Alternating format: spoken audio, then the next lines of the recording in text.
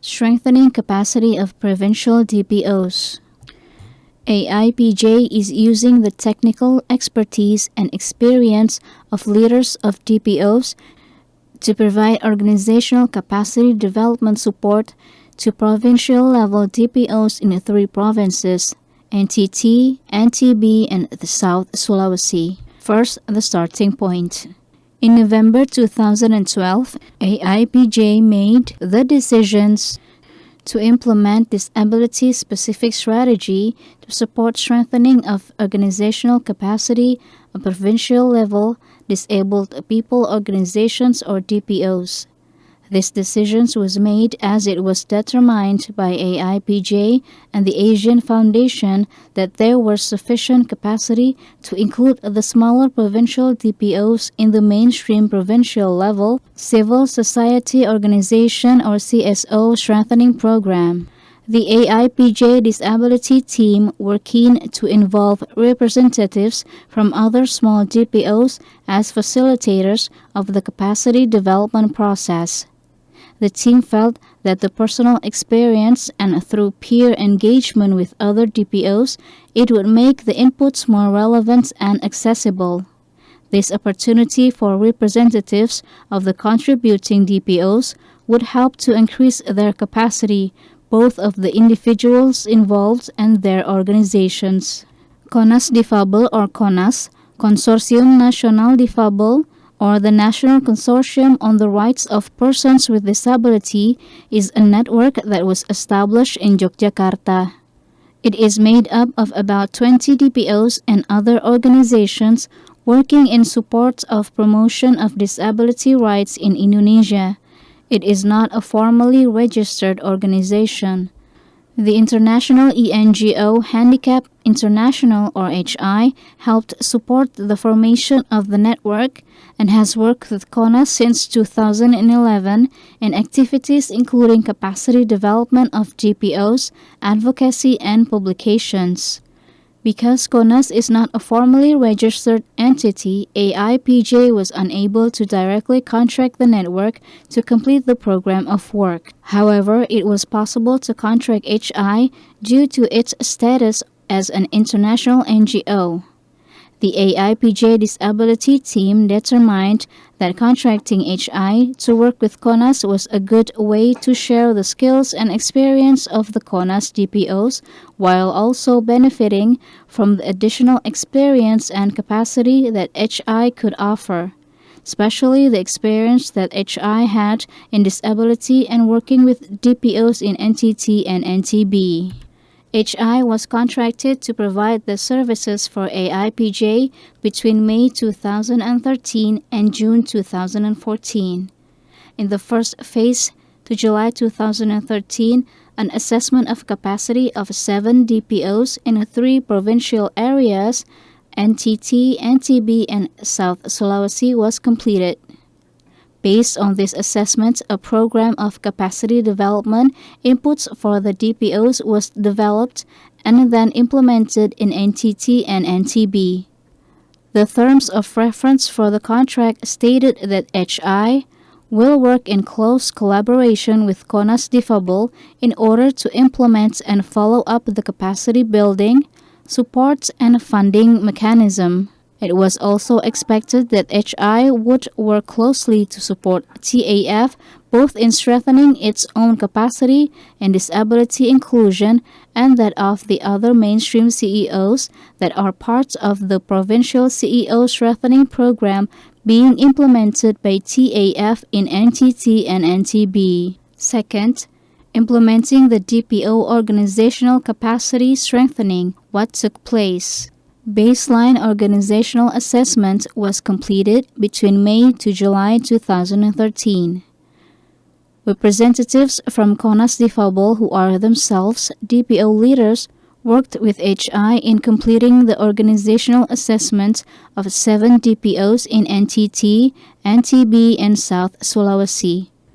The assessment used participatory methods and considered 3 dimensions: being, doing, and relating.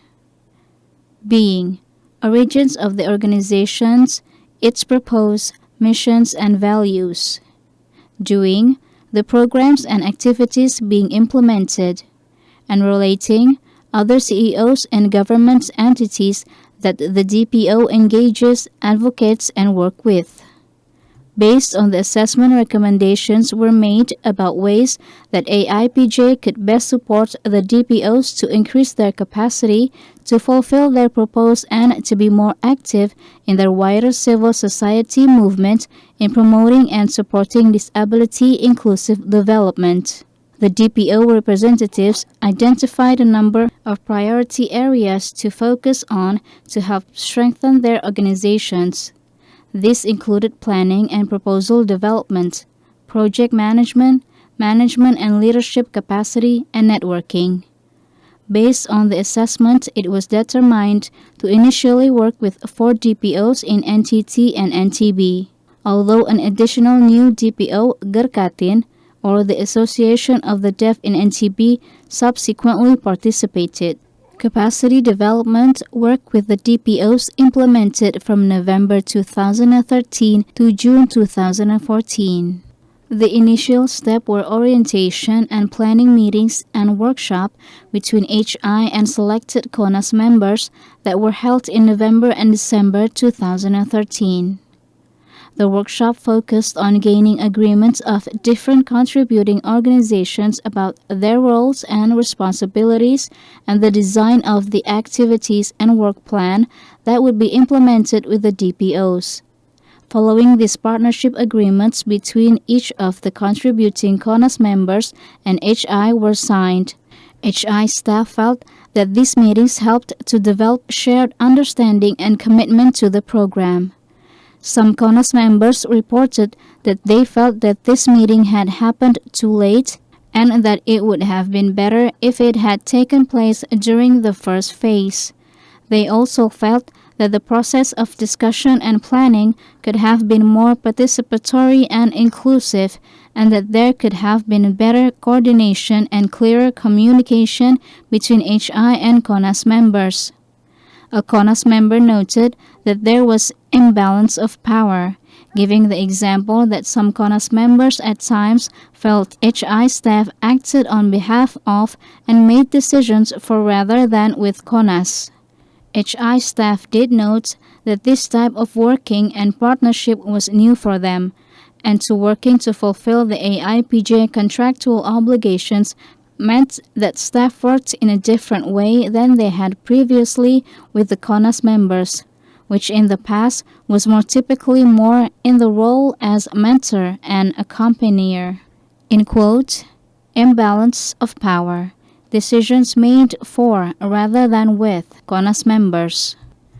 Baseline data collection and analysis on legal and justice services and knowledge. Interviews and discussions with different stakeholder groups, including the DPOs, legal aid providers, media, researchers, and document review, was used to collect and analyze data on legal and justice services. The knowledge of DPOs about these services and how to access them, and the awareness and knowledge of the service providers about the rights and needs of people with disability was also assessed. The key finding was that overall DPOs had a very limited knowledge and experience of these issues and did not have experience of networking or linking with CSO and agencies working in law and justice. The legal service providers and law enforcement and justice agencies had very little awareness and experience of working with people with disability or knowledge of DPOs. The findings from this analysis were very useful and informed on the design of future activities implemented with the DPOs and provided the basis for ideas and options for working with legal and justice services providers, including law enforcement agencies. In quotes, the Indonesian legal system and procedures still categorize individuals as normal and non-normal people, which facilitates breaches to the individual's free will and potential abuse of representation. This has an impact of the free and fair access to services of persons with disabilities and limits participation in legal processes. Legal and court processes are long, expensive, and not accessible for non-specialists. Findings from research. Capacity development activities with 15 representatives from 5 DPOs. Organizational development capacity. The CONAS member, SICAL, which is a DPO, facilitated the training and planning process. Participants were helped to understand the importance of and how to identify the capacity needs of their organizations. They were supported to develop a capacity development plan that they would implement following the workshop with additional support from CONAS and HI. The participants found the process helpful and in particular liked that the facilitation was done by representatives from another DPO and the opportunity that the workshop provided for networking with other DPOs in their province and more widely. In quote, the involvement of CONAS DFABL members as facilitators contributed to vital linkage between disabled people organizations, particularly between Java and East Indonesia. For the new established organization like Gerkatin NTB, it was a valuable exposure to meet and learn from other organizations. HI Final Activity Report, June 2014. DPOs received training on inclusive advocacy from the CONAS member Pusham UII or Pusat Studi Hak Asasi Manusia Universitas Islam Indonesia, Center for Human Rights Studies of Indonesia Islamic University. The participants identified that they gained basic understanding of the legal justice system in Indonesia, basic understanding on penal and legal cases management, knowledge on legal institution or law enforcement authorities, their roles and responsibilities in legal proceedings.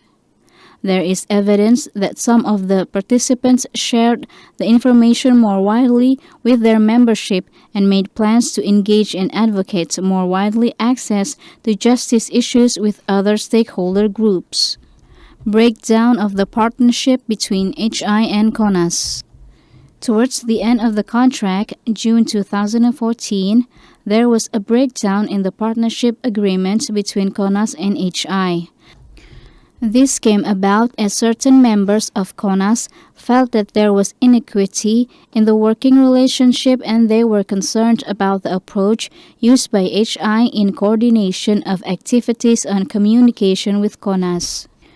Because of these concerns, CONAS withdrew from the work, which meant there was no DPO participation in facilitating and supporting the capacity development activities. As DPO contribution was a requirement for AIPJ, the contract with HI was not renewed. Current approach.